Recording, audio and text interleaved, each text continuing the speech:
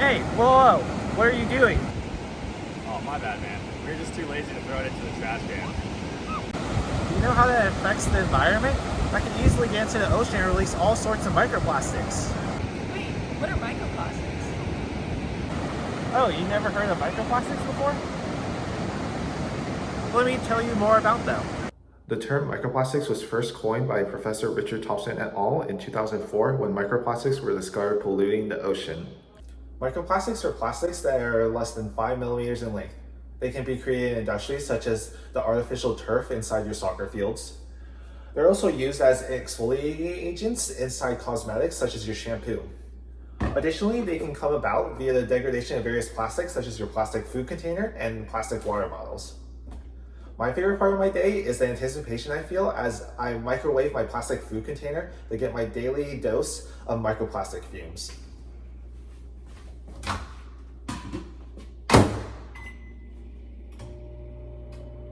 Common microplastics include bisphenol A or BPA, which is part of the bisphenol chemical group, which consists of two phenols that are usually conjoined together by a methylene bridge.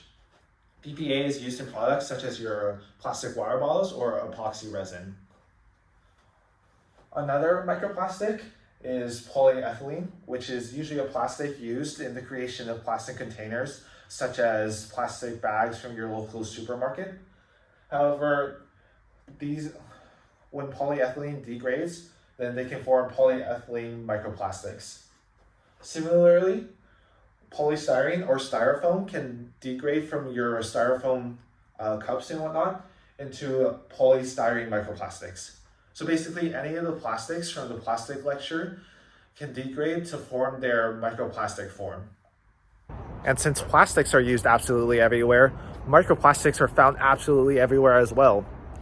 They're found in the trees around us, the air that flows around us, the soil that we walk on, the deepest parts of the Mariana Trench, and the top of Mount Everest as well. Microplastics. They're tiny, but their effect on human health could be anything but. You see, these small particles are found in some of the most common items around us. Here, take this plastic fork, for example. It seems relatively simple, but when it breaks down into microplastics, which can then enter the body, and nobody wants. Sorry, let me go grab that. Gosh, I'm so sorry. Oh, microwavable popcorn. Delicious, right? But the bag is lined with plastic, and when that plastic gets heated up, it breaks down into microplastic, which then seeps into the popcorn, which we then eat. Oh, and my coffee, also unfortunately not exempt from this. Despite it being a paper cup, most of these paper cups happen to be lined with plastic, and because of that, it can leak microplastics into my drink. So when I'm trying to get my caffeine fix, I'm unfortunately getting an extra dose of microplastics. Right, so unfortunately, those plastic particles, they don't just flush through your system. They travel. They travel through your bloodstream, through your organs, like your kidney and your liver, and through your brain. Now, a recent research study actually found something pretty shocking. You remember this fork that I mentioned earlier? Well, this could end up inside your brain. Okay, not this exact fork, but if you melted it down and weighed it, that's about how much microplastic that the researchers found in some of their human brain samples. Now, if you find that concerning, you should take a look at the numbers. They found that about 4,800 micrograms of plastic per gram of brain tissue. That's about 0.5% or half a percentage of the brain samples that they observed that were made of plastic. Now, when they compared brain tissue from 2016 to 2024, they saw that there was a 50% increase in microplastic levels. That means that in just a few years, the amount of plastic in human brains surged. Now, the brain, as you just saw, happens to absorb more plastic than the other organs. It's roughly 7 to 30 times more than the liver or the kidney. But that's not even the most troubling news. See, brains from people who had dementia contain 3 to 5 times more microplastics than those who were cognitively healthy. Now, that in no way proves that microplastics causes dementia, but it does raise some serious questions about the role on neurological diseases. So, what does that mean for us? The fact that microplastics are building up in our brains at an increasing rate is a problem we can't just ignore. I mean, while scientists are still trying to uncover the full impact, one thing's very clear. This is no longer an environmental issue. It's inside us, literally. And it's time we start paying attention. Okay, so now that we got to learn a bit more about how microplastics affect people, we're going to go into how microplastics affect marine life. And what better way to get started than to learn from the source itself? Top 3 reasons why I'd be such a bad boyfriend. Number 1, I'm so clingy, like, I'll never leave. Number 2, I ruin everything, like, I even ruined the biological carbon pump. And number 3, I might just destroy your life. Like, even if I don't do it right now, it might happen eventually, and like, I don't know how to control that, you know? That's not how I would exactly describe it, but thank you so much for explaining that. Okay, so how I would describe it is, as plastic waste such as like plastic bags accumulate in the ocean, UV radiation from the sun is going to beam down on that plastic and weaken it, and then make it super breakable. And then as time passes by, it's going to break down into tiny and tinier pieces until it ultimately becomes what we define as microplastics. These microplastics can then be consumed by smaller organisms living in the ocean, such as fish, zooplankton, or phytoplankton.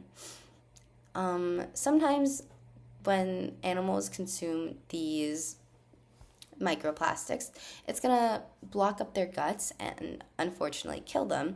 And sometimes even when microplastics don't really block the guts of animals, they still experience like negative health effects. One study showed that fish with microplastics had significantly higher lipid peroxidation levels in their brains, gills, and dorsal muscles. And additionally, they also had increased brain acetylcholinesterase activity.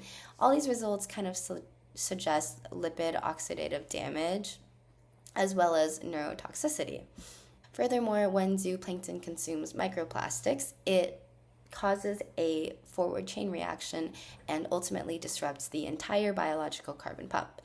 The biological carbon pump is the primary mechanism that oceans use to help store carbon in their deep ocean sediments, which helps protect people like us from the full impact of greenhouse gases. And how this works is basically phytoplankton, the first step, takes up carbon to help fuel its photosynthesis processes, and then it integrates that carbon into its tissues. And when phytoplankton is then eaten by zooplankton, it's going to further get integrated into the zooplankton's tissues. And then when the zooplankton either dies and falls down to the ocean sediment or defecates into the ocean sediment, that carbon is going to follow suit and ultimately get soaked up into that sediment and stored there. So when the first step of this process, the phytoplankton, is disrupted by like high concentrations of microplastics, the entire process kind of gets disrupted. Oh, hey there. So now that we know a little bit more about microplastics, what does this mean for us? Well, the unfortunate fact that we have to accept is that microplastics are everywhere. They're all around us, and they're already inside of us. And there's not much that we can do about it. However, we're not trying to be alarmist and scare you thinking that we're all going to die because of microplastics. There is currently still no data proving that microplastics directly leads to disease. However, there are things that we can alter in our daily lifestyle that can minimize the absorption of microplastics, and some of them may surprise you. So what are some of these solutions that we can do in our lifestyle? Well, to start, stop microwaving food in plastic containers.